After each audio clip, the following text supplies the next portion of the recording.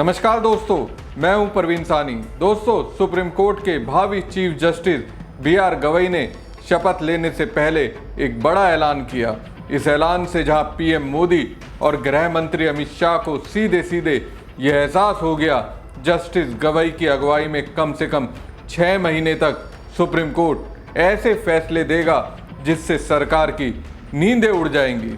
जहां जस्टिस गवई ने अपने ऐलान से बीजेपी की नींद उड़ा दी, चूल्हे हिला दी, वहीं इंडिया गठबंधन में शामिल पार्टियां, जिसमें राहुल की कांग्रेस है, अखिलेश की समाजवादी पार्टी है, तेजस्वी की RJD है, उद्धव की शिवसेना है, स्टैलिन की DMK है, उन्हें एक तरह से संदेश दिया, आप सरकार के गलत फैसलों के खिलाफ लड़िए, हम आपके साथ हैं।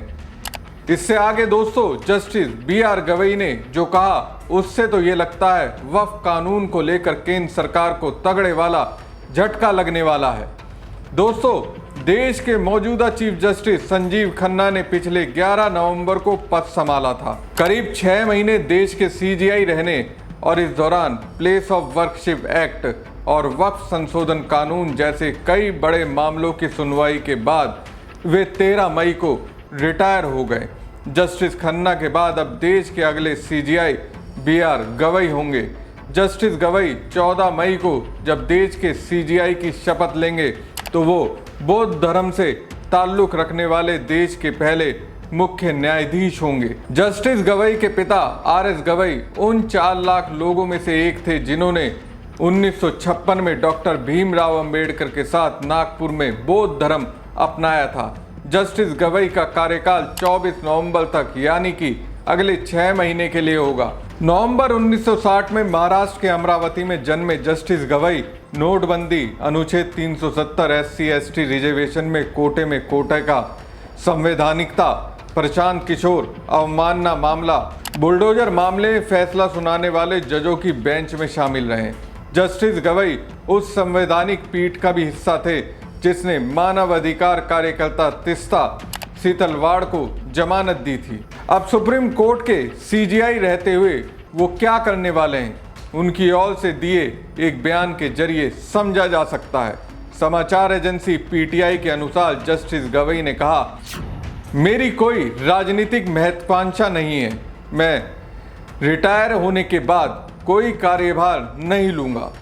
गौरतलब है कि जस्टिस P सदाशिवम जो 2013 से 2014 तक मुख्य न्यायाधीश थे, उनको 2014 में केरल का राज्यपाल नियुक्त किया गया और वो 2019 तक इस पद पर रहे।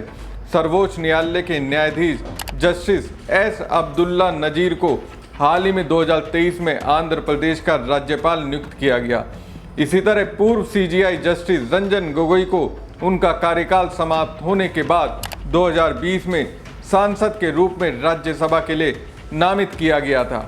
न्यायाधीशों द्वारा राजनेताओं सहित अन्य लोगों से मुलाकात के बारे में पूछे गए सवाल पर गवई ने कहा, एक न्यायाधीश के रूप में आप किसी अलग दुनिया में नहीं रहते हैं और जब तक आप विभिन्न क्षेत्रों के लोगों से नहीं मिलते हैं तब तक आप उन मुद्दों को नहीं समझ पाएंगे जो उन्हें प्रभावित कर रहे हैं। जब पूर्व CJI द्वारा राज्यपाल का पद संभालने का मुद्दा उठाया गया तो उन्होंने कहा, मैं दूसरों की ओर से नहीं बोल सकता, लेकिन गवई ने कहा कि पूर्व CJI के लिए राज्यपाल का पद प्रोटोकॉल में CJI के पद से नीचे है। यानी साफ है, उपराष्ट्रपति जगदीप धनखड़ को जस्टिस BR गवई ने एक तरह से झाड़ दिया, बता दिया आपको पता नहीं है। जिस पर राज्यपाल का हवाला देकर आपने संजीव खन्ना को लपेटा वो बिल्कुल ही गलत है। एक तरह से जस्टिस गवई ने शपथ लेने से पहले PM मोदी और उनकी सरकार में खास रहे गृह मंत्री अमित शाह को संदेश दे दिया, सुप्रीम कोर्ट के चीफ जस्टिस रहते हुए सख्त फैसला लेंगे, फिर चाहे उसमें वक्फ कानून ही क्यों ना हो। दोस्तों, 14 मई को justice BR Gavai supreme court के चीफ जस्टिस होंगे और 15 मई को वक्फ कानून पर सुनवाई करेंगे। इससे पहले 17 अप्रैल को कोर्ट ने केंद्र को जवाब देने के लिए 7 दिन का समय दिया था। अभी वक्फ बोर्ड में नई नियुक्तियों पर रोक लगा रखी है। सुप्रीम कोर्ट ने केंद्र का जवाब आने तक वक्फ घोषित संपत्ति पर यथास्थिति बनाए रखने को कहा था। केंद्र ने 25 अप्रैल को दायर हलफनामे में कहा था कि कानून पूरी तरह संवैधानिक है, ये संसद से पास हुआ है, इसलिए इस पर रोक नहीं लगाई जानी चाहिए। 1332 पन्नों के हलफनामे में सरकार ने दावा किया कि 2013 के बाद से वक्फ संपत्तियों में 20 लाख एकड़ से ज्यादा का इजाफा हुआ। इस वजह से कई बार निजी और सरकारी जमीनों पर विवाद हुआ। वहीं all India Muslim personal law board ने सरकार के आंकड़ों को गलत बताया और कोर्ट से झूठा हलफनामा देने वाले अधिकारियों पर कार्रवाई की मांग की।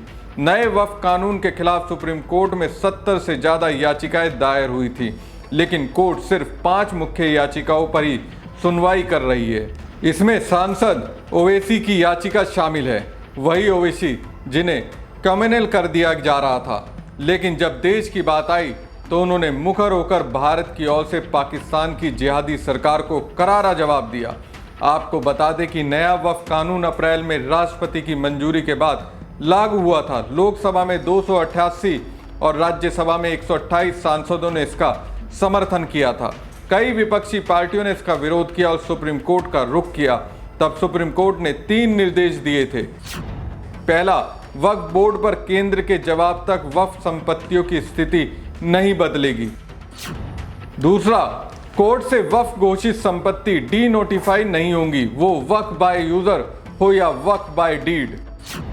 तीसरा, वक्फ बोर्ड और केंद्रीय वक्फ परिषद में कोई नई नियुक्ति नहीं होगी। वक्फ कानून में 3 ऐसी बातें हैं जिसके खिलाफ मुस्लिम है। पहला, कानून संविधान के अनुच्छेद 14, 15, 25 धार्मिक स्वतंत्रता, 26 धार्मिक मामलों के प्रबंधन की स्वतंत्रता, 29 अल्पसंख्यक अधिकार और 300A संपत्ति का अधिकार का उल्लंघन करता है। दूसरा, वक्फ बोर्ड में गैर मुसलमानों को शामिल करना और डिस्ट्रिक्ट कलेक्ट्रेट को वक्फ संपत्ति का फैसला करने का अधिकार देना सरकारी हस्तक्षेप को बढ़ाता है। तीसरा, ये कानून मुस्लिम समुदाय के साथ भेदभाव करता है क्योंकि अन्य धार्मिक ट्रस्टों पर समान प्रतिबंध नहीं है। आपको बता दें कि 1950 के दशक में वक्फ संपत्तियों की देखरेख के लिए कानूनी तौर पर एक संस्था बनाने की जरूरत महसूस हुई। इसके लिए 1954 में वक्फ एक्ट के नाम से कानून बनाकर सेंट्रल वक्फ काउंसिलिंग का प्रावधान किया गया। 1 साल बाद यानी 1955 में इस कानून में बदलाव करके हर राज्य में वक्फ बोर्ड बनाए जाने की शुरुआत हुई। इस वक्त देश भर में करीब 32,000 वक्फ बोर्ड हैं। ये वक्फ संपत्तियों का रजिस्ट्रेशन और रख रखाव करते हैं। बिहार समेत कई प्रदेशों में शिया और सुन्नी मुस्लिमों के लिए वक्फ बोर्ड अलग हैं। 1964 में पहली बार सेंट्रल वक्फ काउंसिल का गठन हुआ। 1854 के इसी कानून में बदलाव करने के लिए सरकार वक्फ संशोधन बिल लाई, जो अब कानून बन गया। बहरहाल इस पर अब जस्टिस BR गवई की अगुवाई में फैसला होगा। गवई ने पहले सरकार को इनडायरेक्टली चेतावनी दी, वो किसी तरह का पद नहीं लेंगे। हमारी खबर आपको कैसी लगी कमेंट बॉक्स में कमेंट करके जरूर बताएं। साथ ही पेज को ज़्यादा से ज़्यादा लाइक और शेयर कीजिएगा। धन्यवाद।